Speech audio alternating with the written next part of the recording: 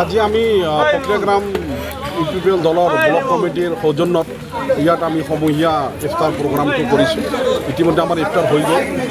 আমি এই ইফতাৰ ইয়াত জাতি বৰ্ণ ধৰ্ম সকলো ৰাইজে আমি ইয়াত একলগ হৈ সমূহীয়াভাৱে আমি আজি ইফতাৰ কৰিছোঁ।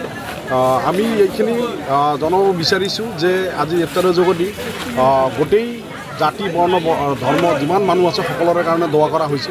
সকলোকে যাতে আল্লাই ভালে ভালে ৰাখে আৰু সকলোৱে যাতে মিলা প্ৰীতিত আমি আমাৰ অঞ্চলত বসবাস কৰিব পাৰোঁ।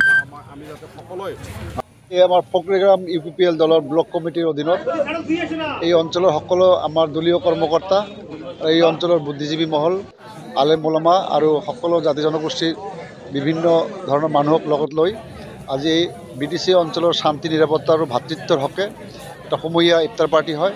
ইয়াত BTC অঞ্চলৰ শান্তি আৰু নিৰাপত্তাৰ খাতিৰত আৰু বিভিন্ন ধৰণৰ সমস্যা যাতে আমাৰ মাজত নাহে তাৰ কাৰণে দোৱা কৰা হয় আৰু এই দোৱাত আমাৰ সকলো জাতি জনগোষ্ঠীৰ মানুহ চামিল থাকে। আৰু ইয়াত এই ইফতাৰ পাৰ্টিত মই নিজেও ইয়াত জড়িত হৈ মোক বৰ ভাল লাগিছে আৰু এই আমাৰ শান্তি নিৰাপত্তা ভাতৃত্বৰ ঐক্যৰ এটা মহামিলন। এতিয়া কোনোবাই মই এই বস্তুবোৰৰ ওপৰত এতিয়া মন্তব্য নিদিম, এইবিলাক মন্তব্য দিয়াৰ সময় আছে, সময়মতে এইবিলাকৰ প্ৰতি উত্তৰ পাব। আৰু পক্ৰিয়াগ্ৰাম ব্লক হিসাবে যেহেতু আমার ইউপিপিএল দল লিবারেল, এই হিসাবে আমার দলের সভাপতি সম্মানীয় প্রমোদ বড় সারে পক্রিয়াগ্রাম হিসাবে এটা ইফতার পার্টির আয়োজন করে দিয়েছিল। এই হিসাবে আমি সমূহীয়া এটা ইফতার পার্টি আজি আমি ব্লক কার্যালয়ত আয়োজন করেছি।